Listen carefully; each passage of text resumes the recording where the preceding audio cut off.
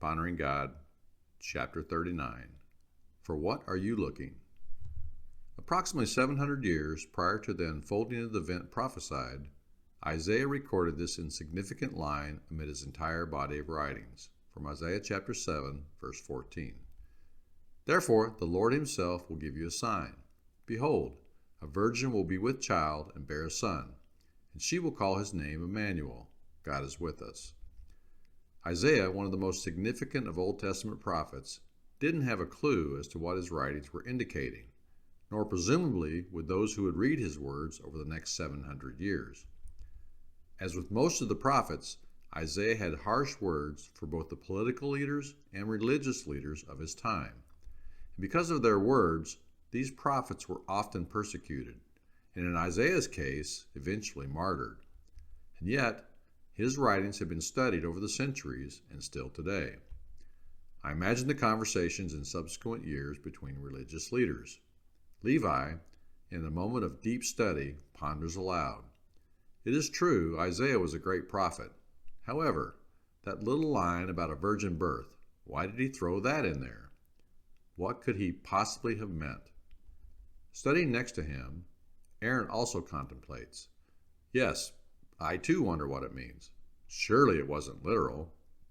Maybe he misunderstood and wrote it down incorrectly. Whether the people failed to take the prophecy seriously or just skimmed over it and forgot about it remains unclear.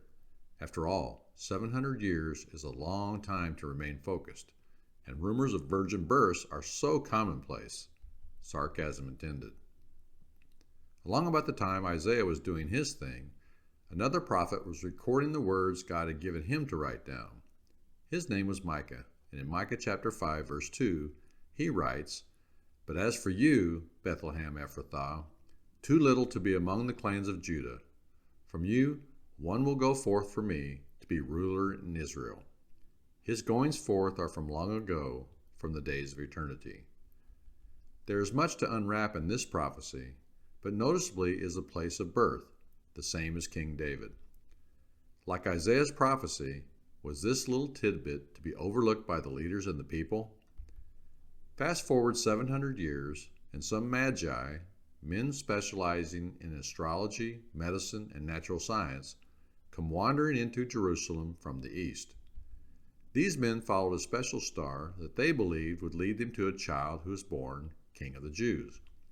Not being Jews themselves, it is doubtful they had any idea as to the prophecies concerning the child. They were just intent on following the star and bringing gifts to the new king. As they inquired as to the whereabouts of this king, the local religious leaders quoted from Micah and pointed them toward Bethlehem. This inquiry, unusual as it was, didn't stir any curiosity in these experts in the law and prophets. Let's see. Wise men come from the east looking for a newborn king.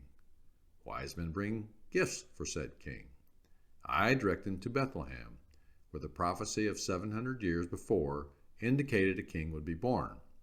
Well, I don't have time for this. I've got to go to temple and sacrifice. When Herod the Great heard the Magi's inquiries, he became concerned. He wanted to find out about this king who is born, but in his case, not to worship. He too was not a Jew and had been appointed king. If there were a legitimate king recently born, Herod saw the child as a threat to his position. He instructed the Magi to go look in Bethlehem for the child, and then come report to him that which they had found, so that I too may come and worship him.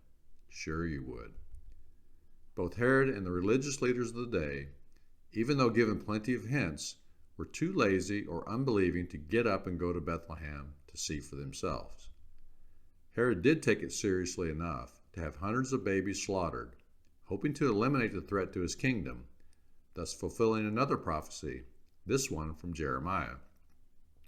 The wise men took it seriously enough to make a long and strenuous journey to bring the child gifts. And yet, the religious leaders acted like it was no big deal. I thought that the Jews were looking and longing for the Messiah, the one promised them from long ago. How could they miss him? For what more could they ask? These two prophecies were very specific in nature, and yet they fail to recognize their fulfillment. Were they just too busy living their lives to consider such a possibility?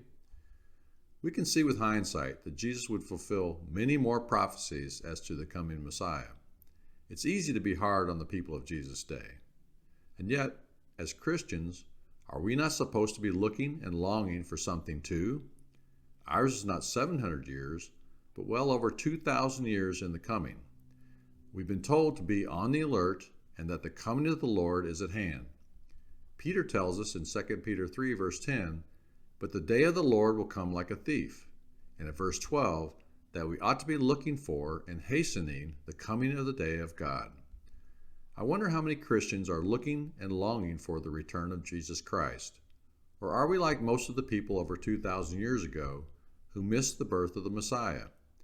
Are we too busy living our lives to pay attention to the prophecies written down so long ago? Because it has been so long, do we just assume it will be a long time more? Or do we even believe it at all? After all, coming on the clouds of heaven does seem a little far-fetched. But so did the virgin birth.